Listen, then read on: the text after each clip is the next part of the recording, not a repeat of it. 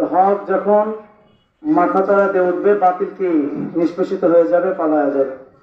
আমি গত 2 জুমা আগে যখন বোয়ালিয়া মসজিদে আমি একটা বয়ান করেছিলাম, স্বাধীনের আগের সপ্তাহে, পদত্যাগের আগের সপ্তাহে আমি বয়ান করেছিলাম।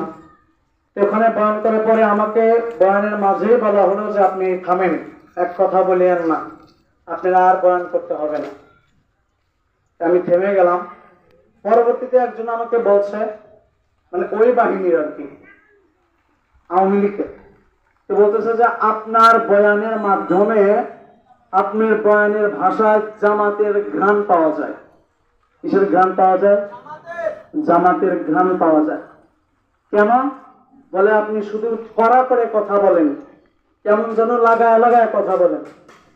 আমি বললাম, আমি যদি বক্তব্য দেওয়ার কারণে আমার কথাগুলি আমার মুখ দিয়ে যদি জামাতের ঘ্রাণ পাওয়া যায়, আপনি যা এইটা দিবাগত আগে ফেরাউনের ঘ্রাণ আপনার মধ্যে পাওয়া যাচ্ছে, ফেরাউনের ঘ্রাণ আপনার মধ্যে পাওয়া যাচ্ছে। আমার বয়ানের কারণে যদি আমি জামাত হই, আপনার যে সমস্ত কাজ আপনি দেখাইতেছেন, আপনার পুলিশরা দেখাইতেছে, আপনি ওলামায়ে কেরামদেরকে পুলিশের কাছে রাস্তা বাতায় দিচ্ছেন, এরকম ভাবে যে কাজগুলো আপনারা দেশের মধ্যে চালু করছেন, এর দ্বারা আপনার মুখ দিয়ে আপনার কার্যকলাপে আপনার মধ্যে ফেরাউনের পাওয়া যায়, আপনার মধ্যে নমরুদের পাওয়া যায়, আপনার মধ্যে বড় বড় জালিমদের কার্যকলাপ পাওয়া যায়, আপনার মধ্যে বড় বড় কাফেরদের কার্যকলাপ পাওয়া যায়। আর আপনি যদি ভালোই হবেন, কোরআনকেই যদি ভালোবাসবেন, তাহলে আমি বলতে চাই, কোরআনের পক্ষে যদি থাকেন, আমার স্টেজে আজকে আমি কোরআন দিয়ে কথা বলতেছিলাম, আপনি বাধা দিলেন কেন? আপনি না বললেন কেন? বাধা দেওয়ার আপনি কে?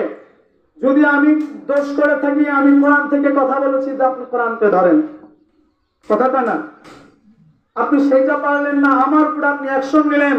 এর দ্বারা বোঝা যাচ্ছে আপনি কোরআনের পক্ষে না, আপনি কোরআনের পক্ষে না, আপনি হাদিসের পক্ষে না। নিশ্চয় আপনি ওই 5টা গোলামদের গোলামি করেন, কথা বলেন ঠিক কিনা? অবশ্যই আপনি ইন্ডিয়াতে দালালি করেন, কথা বলেন ঠিক কিনা? বলে আমাদের নেত্রী তাহাজ্জুদ করে। কি বলে? আমাদের পায় আমাদের নেত্রী তাহাজ্জুদ করে। তোমাদের নেত্রী রাত্রে তাহাজ্জুদ করে, আর ইন্ডিয়া তিলে তিলে ঘরে তোমার কোন নেত্রীকে বোঝা যায় শেষ হয়ে গেছে।